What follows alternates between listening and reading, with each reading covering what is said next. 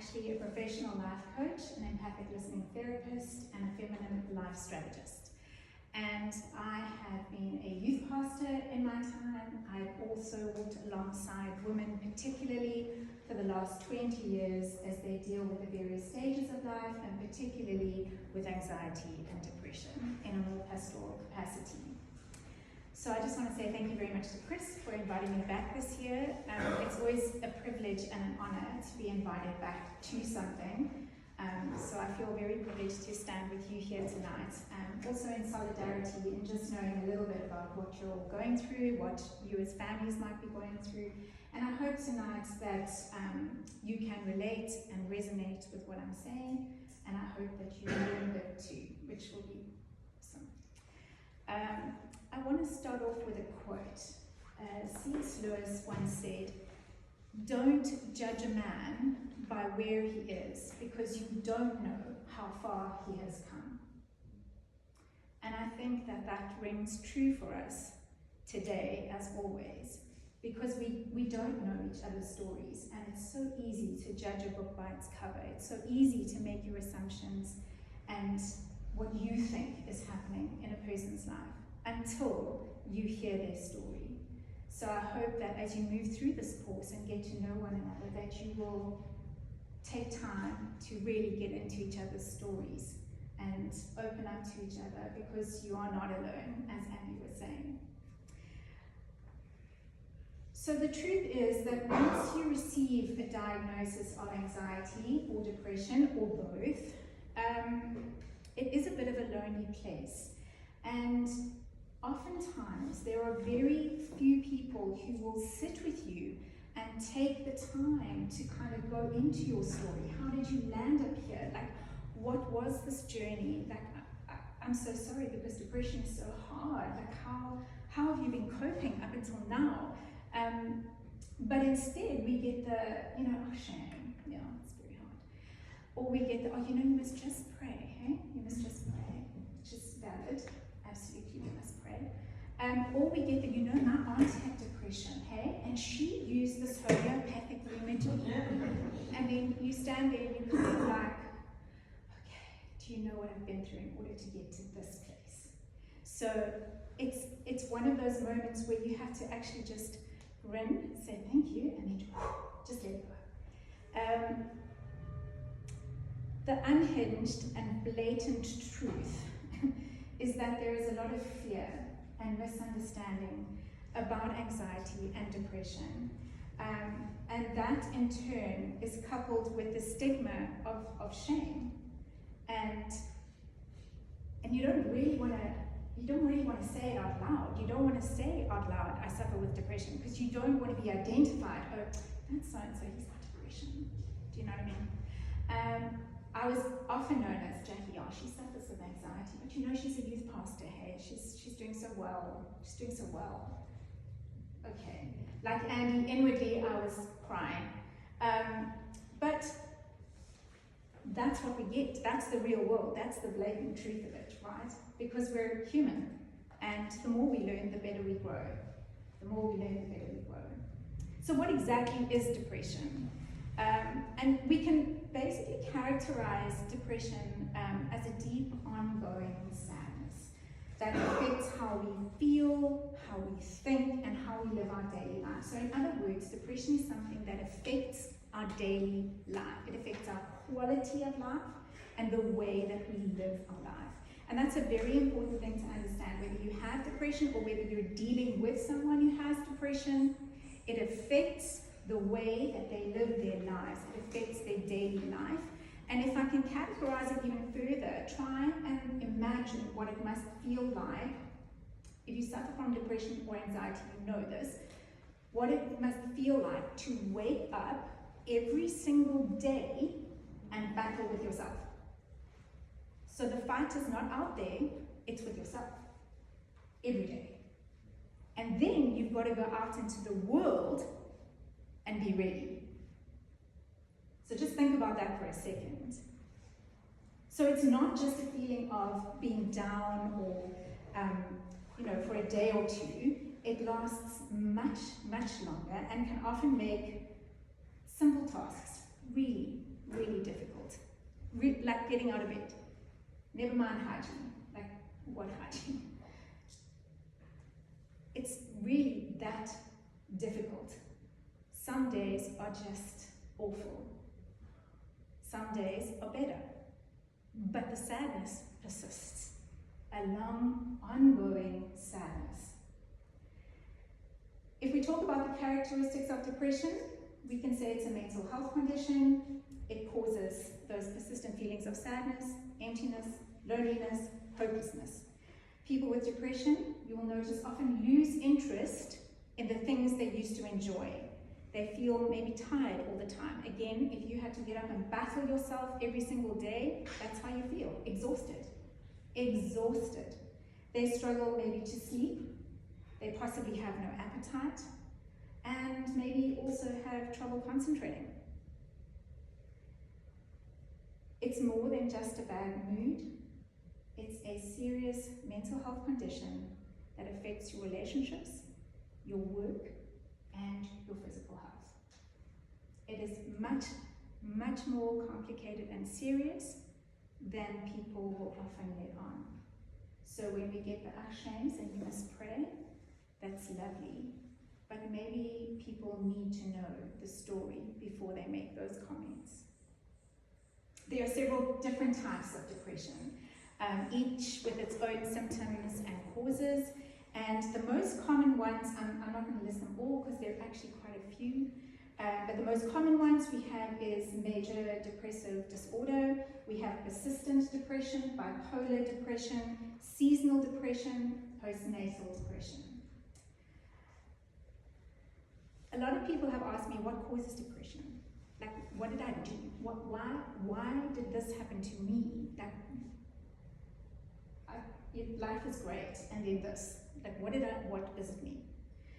And the answer is no, because there's no single cause, actually, and it's not your fault. You didn't make it happen. You didn't say, yes, thanks, depression, I'll take that. That'll be me, thank you. It's not that. It's not your fault. You didn't ask for it. You didn't cause it. And I need that to sink in for a second. Some causes, and again, not all, biological factors, right? Changes in your brain chemistry. So how does brain chemistry change? Like, aren't you born with a particular brain chemistry? Sure. But if you subject someone to trauma or stress, that can literally change your brain chemistry. Hormones, that can change.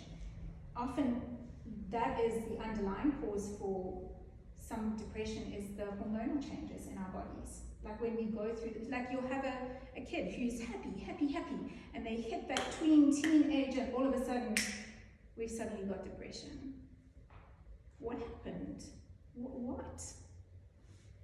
And we need to lift the lid off of that and go, okay, so maybe this is for a season. Maybe if we handle it now, this won't become a lifelong battle. So there's a lot to kind of think about when we look at the biological causes or factors that play a part. Genetics.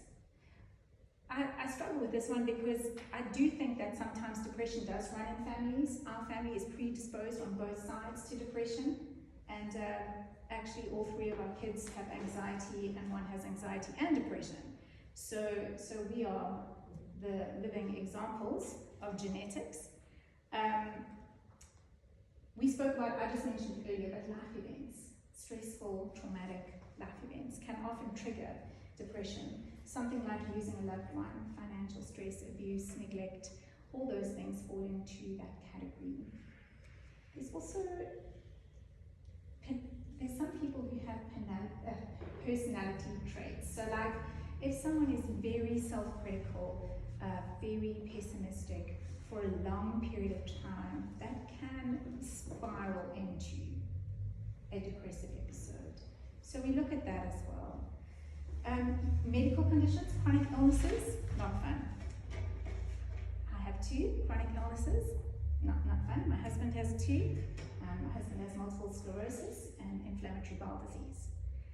So we watch each other very carefully while we care for our family, because we know that for both of us, with chronic illnesses and having to deal with that and fight against that, it can be quite exhausting and debilitating. So we champion one another all the time, and we make sure that we're not spiraling, right? We're not going down that spiral. I think it's important to know that depression is not a sign of weakness, and I really want to drive that home. It really isn't a sign of weakness. You can't just snap out of it. You can't just I've had a lot of people who come to me and go, I'm dealing with my brother, he's got depression, and I wish he would just snap out of it. And I'm like, ooh, yeah, that's not going to work. That's not going to work. We can't just snap out of it. And because there are different types of depressions, no one person's experience of depression is going to be the same as another. Like, there might be similarities, there might be some things that overlap, but your experience of depression as a caregiver, as a person suffering with, is going to be completely different to someone else's. And that's important to understand. The main thing I want to tell you is that depression is treatable. It really is. There is hope where depression is concerned. Things like therapy, medication, lifestyle changes can be the same itself. Like, I'm dressed for exercise, that helps me. Chris, open water swimming, your cold swims, I don't know how you do it. Cold water is not my fave, but I do admire you for doing it because I know you're dedicated to it. Support, really, really important. And accountability. That person that you can go to in your life, whether it's your therapist, whether it's your psychologist, your psychiatrist, your counselor, your best friend, your mom, your dad, whoever.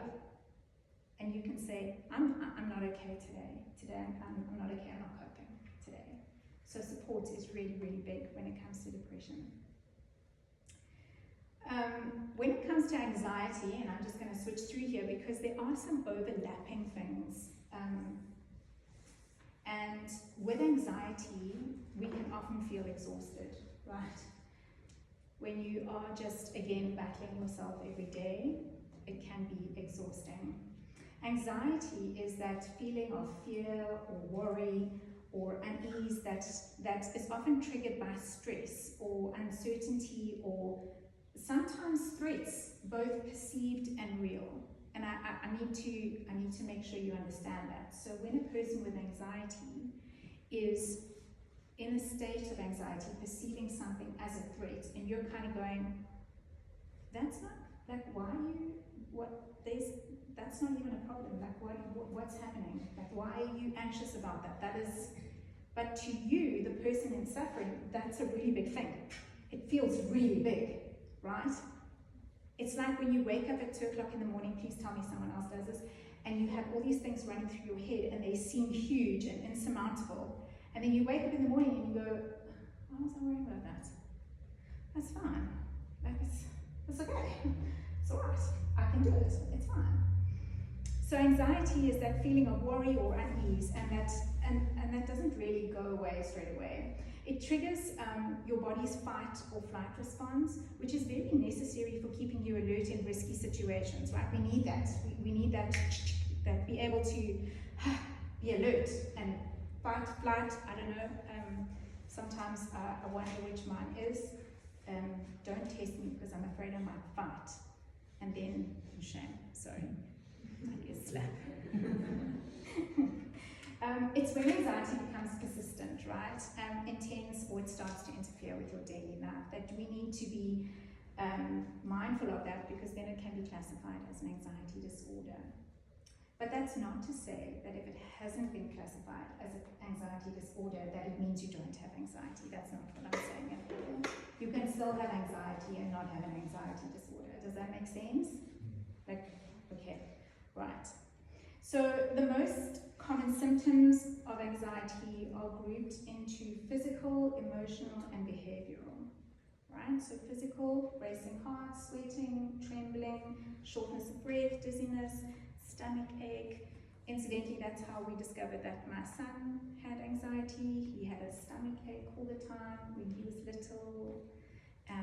We would be at a party, literally 10 minutes in, he would come to me and say, "Mom, I've got a stomach ache," and I'd say, "That's okay." And I'd sit him on my lap and just rub him down, kind of, and we we realized it was social anxiety. He didn't love it.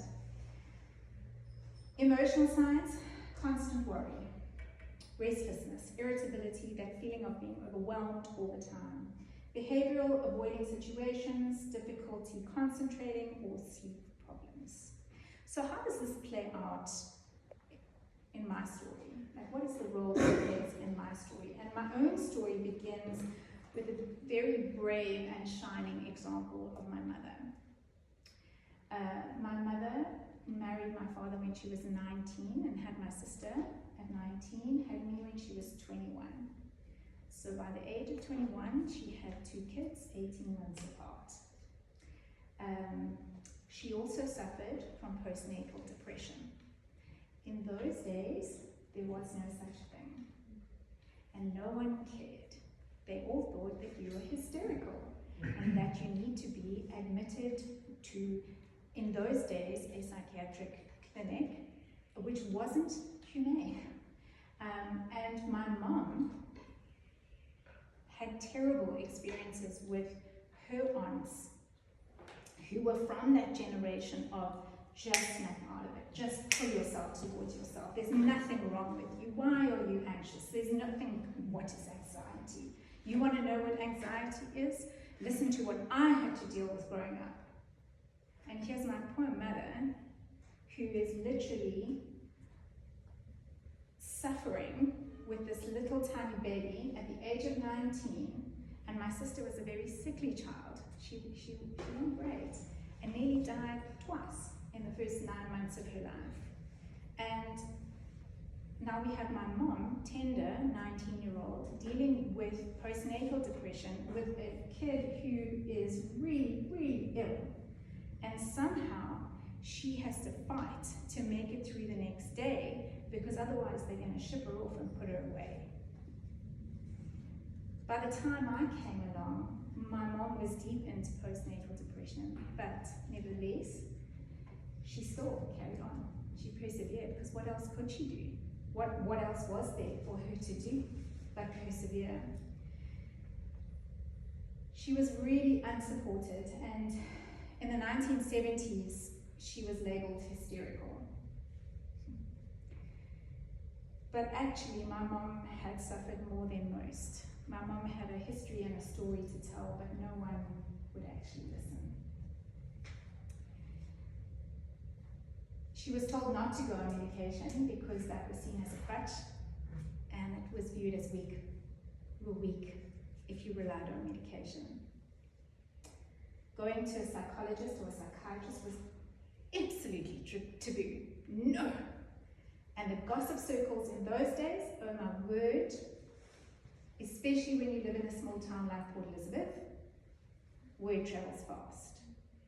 And so my mom, at this very tender age, bravely fought her battle very quietly, on her own, with only my dad to champion her. The amount of gossip and slander and derogatory comments that my mom suffered along the way, what she heard people saying about depression, what she heard people saying about these hysterical women after they had children. Of course, she wasn't going to tell anyone. Good grief, can you imagine? But this was pretty commonplace in the 70s and the 80s, well into the 90s and early 2000s. It was in this sort of atmosphere that my mom tried to raise us, doing her level best. And as a young kid growing up, I was labeled the strong one because I was healthy. I was strong-willed, I was feisty, I was energetic. I often thought that I was the cause of my mom's depression and anxiety. I was the reason, because I was so busy all the time, because I was on the roof, down, yes, I did climb on the roof, in the garden, burying things, digging things up, climbing up the wall to the neighbor, coming back, climbing up the pole, climbing down the pole, in the pool. Like, I was busy. When I went to school, every single sport you could name, that's what I played, did everything, did all the sports, and then sport on the weekend, because both my parents played hockey, so of course I had to play hockey. I was always busy, and for someone like my mom who was just trying to see herself herself through the day, bearing in mind she was a working mom, she worked a full day, and then came home and dealt with us, and then did it all again the next day.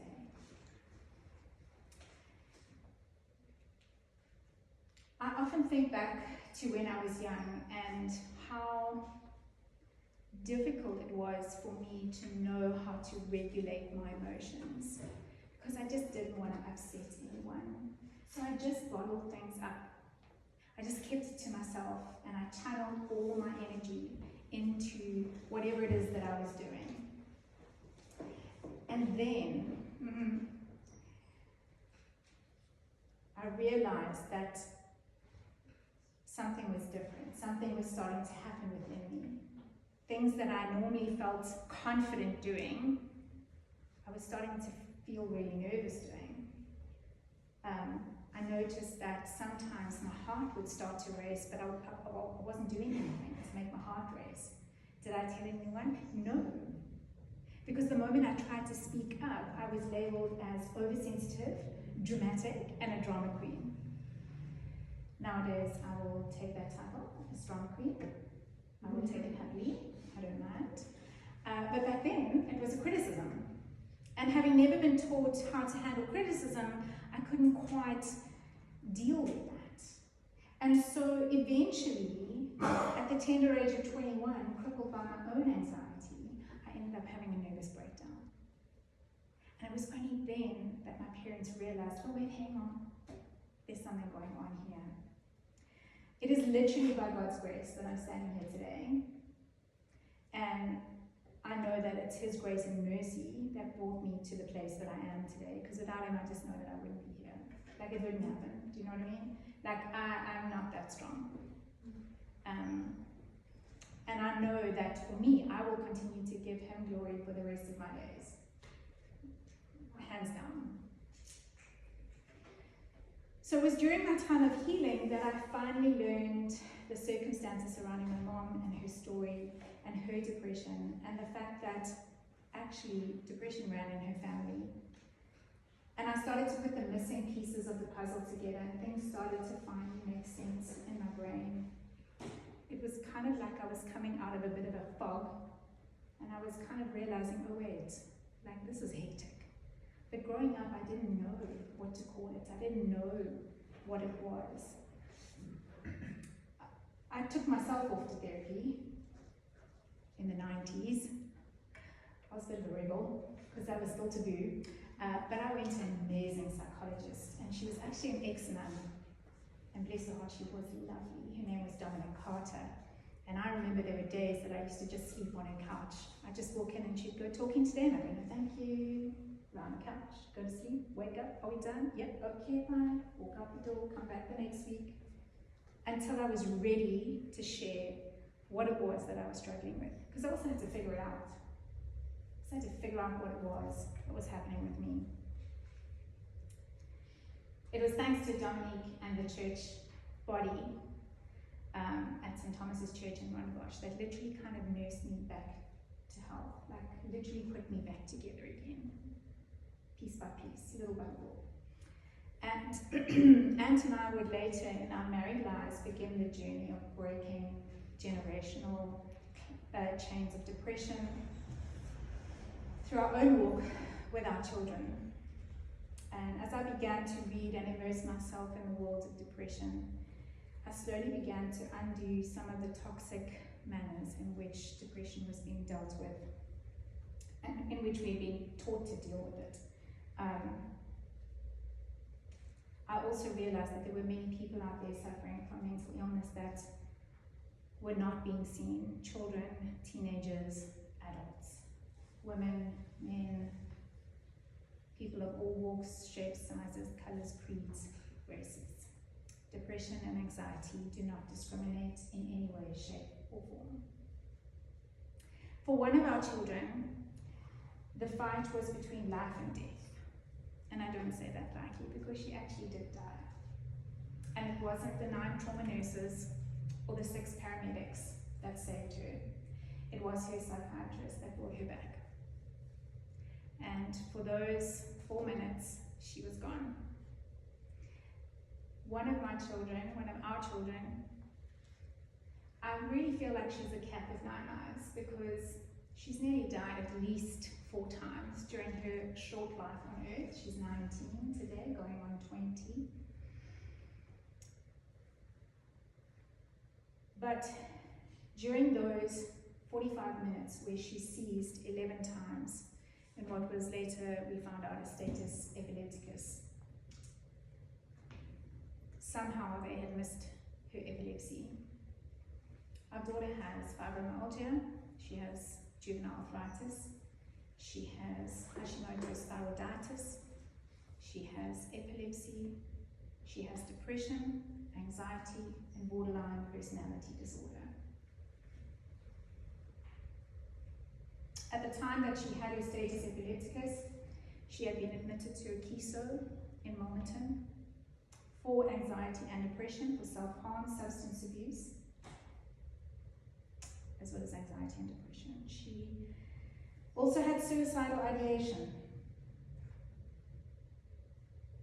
For Ant and I, this time in our lives was probably our darkest time, not only as parents, but as a family. And we knew that if we were going to help to heal her in any way, we had to change. We had to somehow rethink, relearn, and undo any damage that we had done as parents, but also her siblings had to come clean, because they were holding secrets that they were never meant to keep. And it was only during her time at Montrose Manor in Bishop's Court, where she was admitted for an eating disorder, anorexia, that she finally came clean about what had actually happened to her. And unfortunately, I'm not going to tell her story, because that's hers to tell, and I'm sure that one day she will stand up and tell it. But I can tell you that it was horrific and harrowing. And it was a poignant moment for me, because I ran back to therapy with my arms open wide, saying, help me, how do I do this? How do I save my child? What do I do? What do I do? What I realized that was the trauma that she suffered had changed her brain chemistry completely and had resulted in borderline personality disorder. And if you know anyone with borderline personality disorder, the person who is in the most pain is the person who suffers with it. They say that most kids, young adults with borderline personality disorder, won't make it past 27. We're fighting for 27. Today, our gorgeous daughter is no longer living in a state of survival. She is 4 years clean of self-harm, of substance abuse, of alcohol abuse, of drug abuse, of suicidal ideation.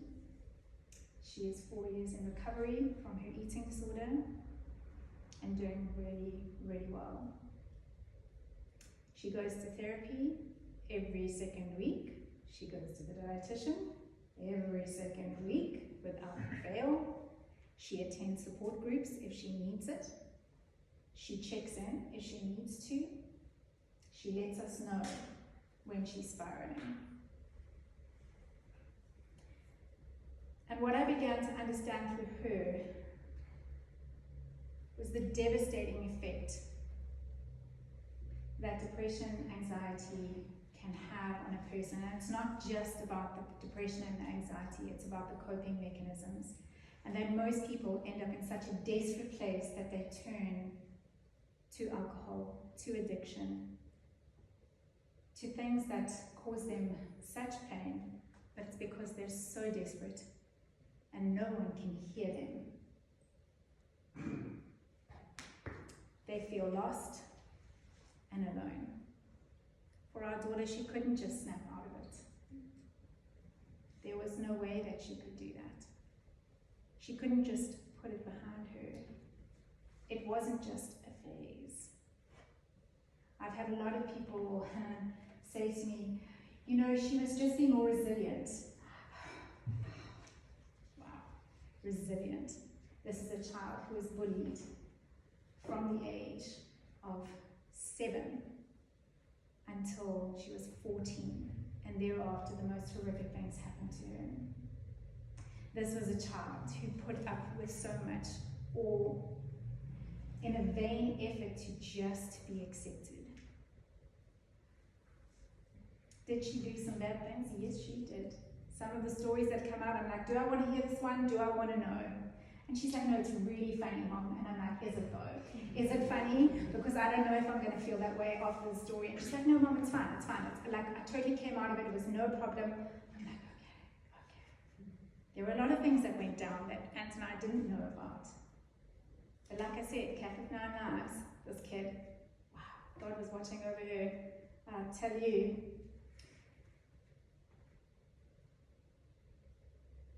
if I look at my other 2 kids, my son, who suffers with anxiety and who also suffers with Crohn's disease.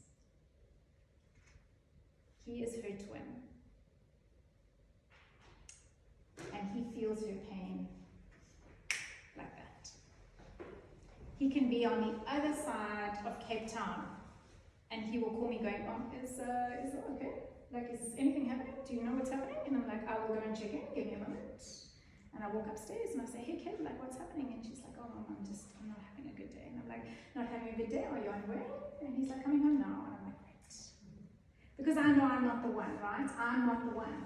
I'm not the one that she's going to come to. But he is. And her sister is. We have an older daughter living in the UK. And she also suffers with anxiety. Out of the 5 of us, she is the only one that doesn't have an autoimmune disease. So she's constantly waiting for the bottom to fall out, right? She's constantly waiting for her thing, right? We have to go, no honey, you're okay. You're okay, we'll do the bloods when you come home, but you're okay. We constantly have to reassure her. I want to tell you tonight that depression and anxiety are not the end of the road for you. As caregivers, as family members, and as sufferers. When you cannot fight for yourself, we will fight for you. And if we don't know how, we will get help to show us how.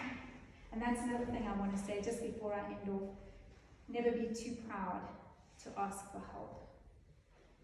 And I'm talking mainly to the caregivers, to those who are watching their loved one walk this awful path that is so hard. Don't be afraid to ask for help. It is a lonely journey as someone who suffers with anxiety and depression, but even lonely as a caregiver, because who do you go to? What do you say without betraying that person that you love? So tonight, as you sit in your groups, remember that you're not alone. Remember that everyone has a story. Remember that there are people who love and care for you. And even on your darkest days where your thoughts tell you that you're not going to make it, please remember one thing: thoughts are not always facts.